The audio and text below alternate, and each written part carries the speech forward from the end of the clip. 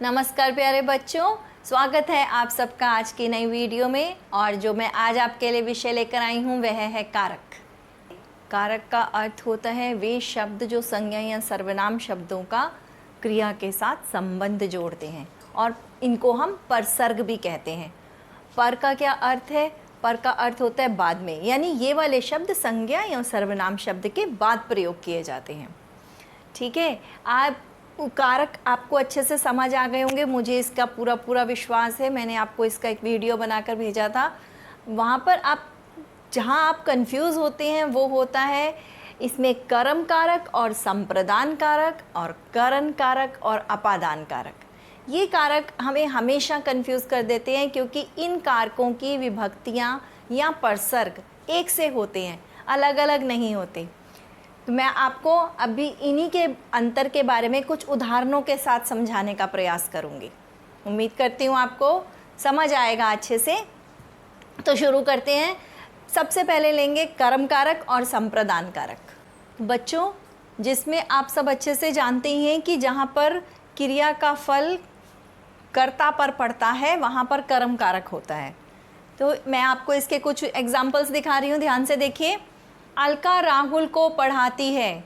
अब यहाँ पर अलका कारक है और कर्म क्या हो रहा है? राहुल को पढ़ाने का हो रहा है। ठीक है, तो यहाँ पर जो को विभक्ति है ये कर्म कारक है। यहाँ पर कर्ता का काम जो है वो कर्म पर पढ़ रहा है, और हमें पता भी चल रहा है कि वो किसको पढ़ा रही है, राहुल को पढ़ा रही है। कुम्हार ने घड़ों को रंगा। कुम्हार रंग रहा है घड़ों को। तो यहाँ पर देखिए कर्म घड़े हो गए जिन पर काम किया जा रहा है, इसलिए ये को विभक्ति आप अच्छे से जानते हैं कि यह कर्म कारक है। सुनीता ने चित्र बनाया।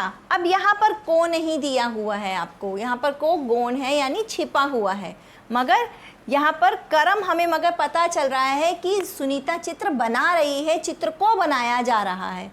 तो इसलिए यहाँ पर को है नहीं हमारे पास, मगर उसके बावजूद भी हम इसको चित्र को कर्म कारक हम मानेंगे। ठीक है, अब दूसरा उदाहरण देखिए। यहाँ पर भी को विभक्ति है, कर्म कारक की भी और संप्रदान कारक की भी को विभक्ति है। यहीं पर आकर हम सबसे ज़्यादा कंफ्यूज होते हैं। एक छोटा सा आपको इसमें मैं अंतर बताती हूँ, बहुत ही सिंपल है। यहाँ पर मैंने आपको बताया कर्म हो रहा है, ठीक है, कर्म तो इधर भी हो रहा है, मगर यहाँ पर अंतर क्या है बच्चों? यहाँ पर हम किसी के लिए कुछ कर रहे हैं। संप्रदान का अर्थ होता है देना, देने का भाव है। यहाँ पर आप किसी के लिए कुछ किया जा रहा है, जहाँ पर कहीं पर किसी के लिए कुछ किया जाता है वहाँ पर संप्रदान कारक होता है। यहाँ बहुत सिंपल है, करता है और कर्म है, वो कर्म कर रहा है, जो कर्म कर रहा है वो कर्म कारक हो जाएगा। यहाँ पर दादाजी ने कबूतरों को दाना दिया। अब दादाजी कबूतरों के लिए यानी उनको दाना दे रहे हैं, उनके लिए कुछ किया जा रहा है। जहाँ पर कुछ देने का भाव आपको नजर आए ना, बस वहीं पर समझ लेना कि ये संप्रदान कारक है और दूसरे वाला आपका कर्म कारक है ना। सिंपल सा उदाहरण देखिए, एक और उदाहरण। मोहन ने मीना को उपहार दिया। अब मीना को उपहार दिया उसने, तो ये कुछ देने का भाव है यहाँ पर, इसलिए यह संप्रदान कारक है। माँ ने दीपू को भोजन दिया। नर्स ने मरीज को दवाई दी। अब नर्स जो मरीज को दवाई दे रही है वह कौन सा कारक होगा? देने का भाव है, देखो संप्रदान कारक होगा। देखा बच्चों, कितना आसान है इसको समझना। बस एक बात को ध्यान रखना, जहाँ कुछ देने का भाव हमें समझ में आए, यहाँ आपको लगे कुछ दिया जा रहा है, जैसे मोहन ने मीना के लिए उपहार खरीदा या मीना को उपहार दिया, इस तरह के जब हम वाक्यों का प्रयोग करते हैं। या भिखारियों को भोजन दो। अब भिखारियों को भोजन दो या फिर उसको वस्त्र ले दो। अब यहाँ पर देखा जाए तो आपको यहाँ पर कर्ता नज़र नहीं आ रहा है, मगर यह ऑर्डर की फॉर्म में आ गया। एक तरह से आपको नज़र आ रहा है कि हम किसी को बोल रहे हैं ऐसा करने के लिए, मगर यहाँ पर भी देने का भाव है। दो, भोजन दो, कराओ, ये वस्त्र दो, ये किसी को कुछ देने का भाव है। इसलिए इस प्रकार के जितने भी आपको वाक्य मिलेंगे सब के सब संप्रदान कारक होंगे। तो बच्चों, अब इसके बाद मैं आपको समझाऊंगी करण कारक और अपादान। इन दोनों में क्या अंतर होता है, चलिए उसको समझते हैं। बच्चों, कर्म और संप्रदान कारक की कोविभक्ति, आपको अंतर समझ आ गया। अब देखिए, कारण कारक और अपादान कारक, इन दोनों की विभक्ति होती है से, विभक्ति चिन्ह से है। अब यहाँ पर से में हम अक्सर कंफ्यूज हो जाते हैं और कभी कर्म कारक के बदले अपादान लिख देते हैं और अपादान के बदले कर्म कारक लिख देते हैं। देखिए, यहाँ पर मैंने कुछ उदाहरण आपके लिए लिखे हैं, ध्यान से देखिएगा। वह मशीन से पापड़ बनाती है। किससे पापड़ बना रही है? मशीन से। लक्कड़हारा कुल्हाड़ी से वृक्ष काटता है। यहाँ पर देखिए से, ठीक है। मगर यहाँ पर एक चीज़ देखिए बेटा, ये साधन होता है जिस चीज़ के द्वारा हम काम कर रहे हैं। मैं चौक से लिखती हूँ, ये चौक मेरे हाथ में है, जब तक मैं इससे काम करूँगी इसका मेरा साथ बना रहेगा। वह गाड़ी से जयपुर जाता है। वह व्यक्ति, उसका साधन है जयपुर तक पहुँचने का। वह गाड़ी से जयपुर जाता है, जब तक वो जयपुर पहुँचेगा वो गाड़ी में ही रहेगा। तो ये साधन हम प्रयोग करते हैं, यानी कोई ना कोई साधन प्रयोग किया जाता है। वह चाकू से सब्जी काटती है। माँ ने चाकू से फल काटकर मुझे दिया, तो चाकू से, ठीक है। ऐसे ही सुधा गुड़िया से खेलती है। किसके साथ खेल रही है? सुधा गुड़िया से खेल रही है, तो गुड़िया उसके खेलने का साधन है। समझ आया? यानी जहाँ पर साधन का प्रयोग किया जाता है, कोई ना कोई साधन हमारे पास होता है, उसको हम कहते हैं कारण कारक, ठीक है। और अपादान, अपादान का क्या अर्थ है? अपादान का अर्थ होता है अलग होना, यानी किसी चीज़ से अलग होना। अब यहाँ पर देखिए, परीक्षा 13 सितंबर से शुरू हो रही है। अब बच्चों, इसके थोड़े से रूल्स भी हैं, वो भी मैं आपको समझा देती हूँ। देखिए, यहाँ पर परीक्षा 13 सितंबर से शुरू हो रही है, यानी समय के बारे में बताया जा रहा है। जब किसी आने वाले समय के बारे में हमें पता चलता है कि कुछ ऐसा होना है, जैसे कल से 1 दिवसीय मैच शुरू होंगे, कल से। अब यहाँ पर जो से शब्द आया है, जब इस प्रकार के शब्दों का प्रयोग होता है तो वहाँ पर अपादान कारक लगाया जाता है, माना जाता है।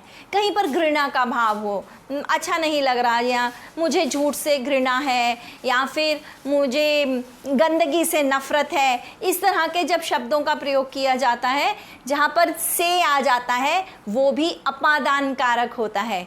कहीं से कुछ निकलने का भाव होता है, अलग होने का भाव हो जाता है।